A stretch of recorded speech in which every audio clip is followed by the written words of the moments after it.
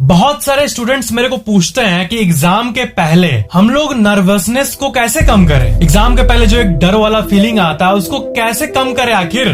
तो मैं आपको एक चीज बताता हूँ और आपको ये सुनने में चाहे क्रिंजी लगे चाहे क्लीशे लगे, but meditation is the answer. आप एग्जाम के पहले सिर्फ और सिर्फ 10 मिनट मेडिटेशन के पोज में बैठकर अपने आंखों को बंद करके अपने सांस पे फोकस करो और फिर देखना कि जब आप एग्जाम दोगे ना तब आपका हार्ट बीट जो इतना इतना इतना धड़कता था वो इतना आ जाएगा। Try it main and girls. देखो, एग्जाम का डर, एग्जाम का टेंशन, एग्जाम का नर्वसनेस, ये सब दिमाग के अंदर के केमिकल्स के चलते होता है, बैलेंस इम्बैलेंस के चलते। तो मेडिटेशन से आप इसी केमिकल सिस्टम को हैक कर ले रहे हो और काल्म बनने के लिए।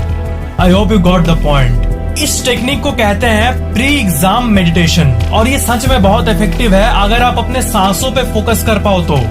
ये नहीं कि मेडिटेशन में बैठ के अपने किसी भी चीज के बारे में सोच रहे हो। 10 मिनट्स दिमाग को काल्म करना before exam, that was it. Channel को सब्सक्राइब करके बेल आइकन ऑन जरूर कर लेना और वीडियो को लाइक जरूर करना। आपने इस थिंकिंग मैन का मीम तो देखा ही होगा। इनका रियल नेम है कायोडे यूमी और ये एक एक्टर है और अब वो ऐसे दिखते हैं। और आज से करीब 5 साल पहले ये एक मीम बन गए थे, साल 2015 में। ये एक्चुअली लोगों के एंटरटेनमेंट के लिए वाइन्स शूट करते थे और इन्हीं के वाइन्स का 3 सेकंड का क्लिप किसी ने GIF बना के शेयर कर दिया पहली बार और उसके बाद रेस्ट इज हिस्ट्री। और आपने ये बच्चे को तो देखा ही होगा, ये फेमस सक्सेस किड। ये एक रियल पिक्चर है जो कि इस बच्चे की माँ ने तब लिया था जब ये बच्चा बीच में बालू खाने जा रहा था और इस बच्चे का नाम है सैमी ग्रिनर। और क्या आपको पता है कि ये जो मीम है ना, ये पूरे इंटरनेट के हिस्ट्री के सबसे पॉपुलर मीम्स में से एक है। ओ भाई मारो मुझे मारो, ये जो मीम है ना जो कि बहुत पॉपुलर है ऑफ कोर्स, इसमें जो ये इंसान है इनका रियल नेम है मोमिन सकीब और ये रातों रात फेमस होने वाले इंसानों में से एक थे और इनका मीम लाखों लोग देखते हैं इंटरनेट पे हर रोज। इन सब चीजों से मेरे को स्ले पॉइंट का विनोद की याद आ गई। तो मेन बात यह है कि मेरे मन में एक थॉट आया जो कि आप लोगों में से बहुत लोगों को आया होगा कि ये जो विनोद है ये कोई ना कोई होगा ना जो पहली बार कमेंट किया होगा, तो वो कहाँ है। उसको उसी ओरिजिनल कमेंट पे रिप्लाई करना चाहिए कि मैं ही विनोद हूँ, तभी ना उसका फेस रिवील हो पाता। क्या कर रहा होगा विनोद अभी? शायद टीवी देख रहा होगा या फिर खाना खा रहा होगा, किसे पता। चैनल को सब्सक्राइब करके बेल आइकन ऑन जरूर कर लेना और वीडियो को लाइक जरूर करना। जब भी आप फोन में या फिर सिनेमा हॉल में मूवीज देखते हो तब आपको मूवीज के शुरू में ये पेज दिखने मिलता है। ये आखिर है क्या? और ये नहीं दिखा के डायरेक्टली मूवी क्यों नहीं शुरू कर देते ये लोग? तो ये एक्चुअली मूवी सर्टिफिकेट होता है जिसे central board of film certification issue करता है और ये काम किया जाता है आप लोगों के लिए, ऑडियंस के लिए, कि जनता को पता होना चाहिए कि आप जो मूवी देख रहे हो उसमें कंटेंट क्या है। क्या ये मूवी बच्चों के देखने लायक है? उसमें लड़ाई मार काट कितना दिखाया जा रहा है? ये सब चीजें आप पता कर सकते हो सिर्फ 10 सेकंड के उस फ्रेम को देख के। कैसे?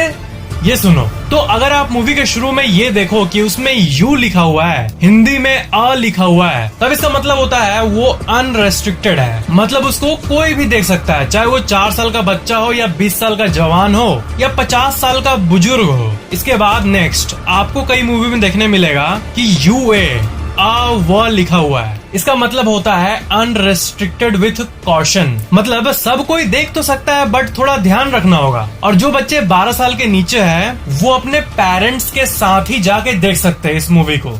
अगर किसी मूवी में ये लिखा हुआ है तो अकेले नहीं देख सकते हैं, बट 12 साल के ऊपर वाले बच्चे आराम से देख सकते हैं। तो ये काइंड ऑफ यूनिवर्सल ही है। उसके बाद आता है ए मीन्स अडल्ट ओनली, मीन्स 18 साल के ऊपर के लोग ही इस मूवी को देख सकते हैं। और लीगली स्पीकिंग 18 साल के नीचे का किसी भी इंसान को ये मूवी देखना अलाउड नहीं होता। और एक रेयर टाइप का सर्टिफिकेट होता है जिसमें ना S लिखा रहता है, एस का मतलब special movie, restricted to special class. आपको पता है पब्लिक से हिडन कुछ मूवीज ऐसी भी आती है जो कि सिर्फ स्पेशल प्रोफेशनल्स के लिए बनाया जाता है, जैसे डॉक्टर्स, साइंटिस्ट्स एक्सेट्रा, और सिर्फ उन्हीं के पास परमिशन होता है इन मूवीज को देखने का। जिसके पास डिग्री नहीं है वो नहीं देख सकता। आपको कभी टिपिकली एस देखने नहीं मिला होगा क्योंकि ये पब्लिक से अलग होता है ना, बट इन्फॉर्मेशन के लिए मैंने आपको बता दिया। वीडियो को लाइक और चैनल को सब्सक्राइब करके बेल आइकन ऑन जरूर कर लेना। एंड मैं आपको इंस्टाग्राम पे भी मिल जाऊंगा, लिंक नीचे डिस्क्रिप्शन में है। Thank you so much. Lawyer और एडवोकेट, ये दोनों ऐसे शब्द हैं जिन्हें मिक्स करके यूज किया जाता है। बहुत लोगों को ये लगता है कि लॉयर और एडवोकेट ऑलमोस्ट सेम चीजें हैं, बट ये थोड़ी नहीं, बहुत अलग अलग चीजें हैं। लॉयर वो पर्सन है जिसके पास लॉ की डिग्री है। सिंपल, जब आप पढ़ाई करते हो और लॉ की डिग्री हासिल कर लेते हो तब आप एक लॉयर बन जाते हो। लॉ की डिग्री हासिल करने के बाद टेक्निकली आप लॉयर बन जाते हो, आप लॉयर कहलाते हो। तो LLB यानी बैचलर ऑफ लेजिस्लेटिव लॉ की डिग्री लेने के बाद आप बन गए लॉयर। बट उसके बाद लॉयर से भी नेक्स्ट स्टेप बढ़कर जो इंसान होता है वो होता है एडवोकेट। क्योंकि डिग्री लेने के बाद, लॉयर बनने के बाद अगर कोई BCI यानी बार काउंसिल ऑफ इंडिया का एग्जाम पास कर लिया, तब आपको एक ऐसी पावर मिल जाती है जिससे आप अपने क्लाइंट के लिए कोर्ट में खड़े हो पाएंगे। आपको ये ऑथराइजेशन मिल जाती है, पावर मिल जाती है कि आप किसी के रिप्रेजेंटेटिव बनकर कोर्ट में उसके लिए लड़ सकते हो, उसके पक्ष में बोल सकते हो, और यही होता है एडवोकेट। एडवोकेट मतलब एक ऐसा व्यक्ति जिसको किसी के भी पक्ष में बोलने का अधिकार है, और यही काम लॉयर नहीं कर सकता। वो सिर्फ आपको सलाह दे सकता है कि आप ये करो, ये करो और ये करो। लॉयर को फुल नॉलेज होता है इन चीजों का। और मेन बात यह है कि लॉयर कोर्ट में रिप्रेजेंटेटिव बन के कुछ नहीं कर सकता। लीगली लॉयर के पास ये शक्ति नहीं होती, और एडवोकेट के पास यही शक्ति होती है कि वो किसी का भी पक्ष लेकर कोर्ट में बोल सके। और अब और एक सवाल जो लोग पूछते हैं कि बैरिस्टर मतलब क्या होता है, तो बैरिस्टर एक्चुअली एडवोकेट को ही कहते हैं, जो कि इंग्लैंड से पढ़कर वहीं पे डिग्री लेकर एंड एग्जाम पास करके उसको किसी का रिप्रेजेंटेटिव बन के उसका पक्ष लेकर बात करने की पावर मिली हुई है। तो इंग्लैंड से पढ़ाई करके बने एडवोकेट को ही बैरिस्टर कहते हैं। So that was the info.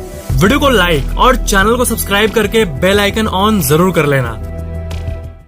बड़े होकर आपको क्या बनना है? इसका तो एक ही आंसर है जो कि सालों से चलते आ रहा है कि डॉक्टर या इंजीनियर बनना है। और बचपन में सबके लिस्ट में डॉक्टर जरूर होता है। ये अलग बात है कि आजकल के बहुत सारे यूथ यूट्यूबर को ज्यादा एडोर करते हैं, यूट्यूबर बनने में ज्यादा इंटरेस्ट रखते हैं। बट बचपन में बच्चे के लिस्ट में और पेरेंट्स के लिस्ट में डॉक्टर जरूर होता है। खैर, तो बात यह है कि जिनको मेडिकल फील्ड में जाना होता है वो MBBS का कोर्स करते हैं, जो कि 5 से 5.5 साल का कोर्स होता है। और जब आपको MBBS की डिग्री मिल जाती है तब आप एक सर्टिफाइड मेडिकल प्रैक्टिशनर बन जाते हो। ये दुनिया के सबसे टॉप परस्यूड डिग्रीज में से एक है। MBBS का फुल फॉर्म होता है bachelor of medicine, bachelor of surgery. Essentially ये होता है कि मेडिसिन और सर्जरी दोनों की ही डिग्री उस पर्सन को मिलती है जो कि MBBS कर रहा है। मेडिसिन एंड सर्जरी दोनों फील्ड का एक ही साथ कॉम्बाइन करके डिग्री मिल जाता है। तो bachelor of medicine, bachelor of surgery, तब इसका मतलब इसका शॉर्ट फॉर्म BMBS होना चाहिए ना। तो MBBS क्यों कहते हैं? क्या इधर उधर करके B को इधर, M को उधर करके, ऐसे करके आगे पीछे करके MBBS कर देते हैं? नहीं, एक्चुअली MBBS का असल फुल फॉर्म होता है मेडिसिने बैकलोरियस, बैकलोरियस चिरूर्जी, जो कि लैटिन भाषा है, वही पुराने जमाने का लैटिन भाषा। एंड सच में ये भी बात ट्रू है जो कि लोग कहते हैं कि ऐसे भी कई लोग हैं जो कि MBBS कर चुके होंगे एंड उनको bachelor of medicine, bachelor of surgery पता होगा कि मैंने ये किया है, बट उसका एक्चुअल लैटिन फुल फॉर्म नहीं पता होगा। ऐसा भी होता है। ये मेडिसिने बैकलोरियस, बैकलोरियस चिरूर्जी पता नहीं होगा। लैटिन भाषा में इसका आप ब्रेक डाउन देख लो। Bachelor of medicine equals medicinae baccalaureus, bachelor of surgery equals baccalaureus chirurgiae. Medicinae means medicine, chirurgiae means चीर फाड़, means surgery. Hence bachelor of medicine, bachelor of surgery equals medicinae baccalaureus, baccalaureus chirurgiae. कितना अजीब लग रहा है बोलने में, मेरे को इतना बार बोल रहा हूँ मैं। और क्या आपको पता है कि इसके लिए इंडिया में जो the national eligibility cum entrance test यानी NEET होता है, उसमें हर साल 12 से 15 लाख कैंडिडेट्स पार्टिसिपेट करते हैं। That's really amazing. चैनल को सब्सक्राइब करके बेल आइकन जरूर ऑन कर लेना।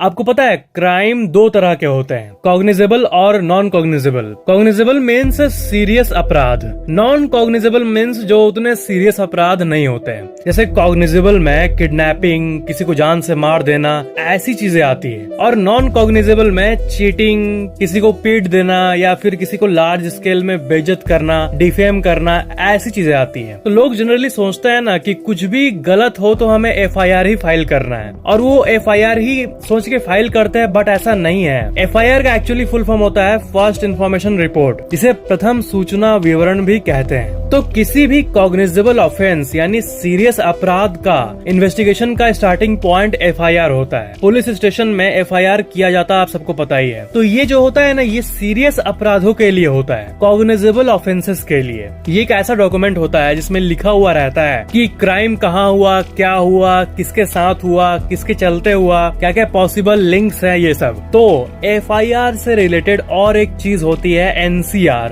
वो दिल्ली NCR वो नहीं, ये अलग ही NCR है। जब भी कुछ छोटा मोटा क्राइम होता है तब ना NCR ही फाइल होता है, जिसे नॉन कॉग्निजेबल रिपोर्ट कहते हैं। एंड बहुत कम ही लोग इसको जानते हैं, बहुत कम ही लोग FIR और NCR के बीच में डिफरेंस समझते हैं, और वो जाके पुलिस स्टेशन में छोटे मोटे क्राइम के लिए FIR बोल के फाइल करते हैं, बट वो एक्चुअली में NCR फाइल होता है, क्योंकि FIR is only for cognizable offences, NCR non cognizable report. और एक बात FIR के बारे में कि किसी को भी जब ऐसा लगता है ना कि उसके साथ सीरियस क्राइम हुआ है तो वो जाके FIR दर्ज कर सकता है, बट पुलिस उसको अच्छे से इंस्पेक्ट करती है और तभी FIR लिखती है, ठीक है। बट ज्यादातर केसेस में पुलिस को लिखना ही पड़ता है, क्योंकि ये सबका राइट है कि वो FIR दर्ज कर सके। बट इससे एक बहुत ही बड़ा सवाल आता है कि अगर कोई भी किसी के भी खिलाफ FIR फाइल करता है तो फॉल्स भी तो हो सकता है ना, फॉल्स FIR जो जलते हैं किसी से या फिर दुश्मनी है, इसके लिए FIR फाइल कर देंगे, तो फिर तो मतलब ये तो प्रॉपर सिस्टम नहीं ना है। इसलिए लॉ ये बनाया गया है कि अगर कोई फॉल्स FIR फाइल करता है तो उसको 2 साल का जेल मिलता है, अगर ये प्रूव हुआ कि वो फॉल्स है। इसलिए एक्चुअली सिस्टम जो है ये सही है, और आजकल फॉल्स FIR बहुत बढ़ ही रहा है। एंड ऑफ कोर्स जो ये करता है वो भुगतता है फॉल्स FIR। तो ये था कुछ interesting information behind FIR। And हाँ, NCR जिसके बारे में कुछ ही लोग जानते हैं, उसको ही FIR मत कहना, वो एक्चुअली में NCR होता है, वो छोटे मोटे क्राइम के लिए होता है। देखो, मान लो एक इंसान है जिसका पर्स खो गया, ठीक है, और उसमें मान लो कि 2000 के 40 नोट्स थे, मीन्स उसका 80,000 रुपया था पर्स में। तो वो पुलिस स्टेशन में जाता है और सोचता है कि मैं FIR लिखाऊंगा, बट पुलिस NCR लिखती है, नॉन कॉग्निजेबल रिपोर्ट। और वही कोई चोरी करता है लाखों रुपए का या फिर ऐसा कुछ सीरियस और किसी पे शक होता है, तब होता है FIR। तो पुलिस में भी बहुत तरह के रिपोर्ट होते हैं, बट मेजरली यही दोनों रिपोर्ट होते हैं जिसके बारे में आपको जानना चाहिए। So that was the info. Channel को सब्सक्राइब करके बेल आइकन जरूर ऑन कर लेना।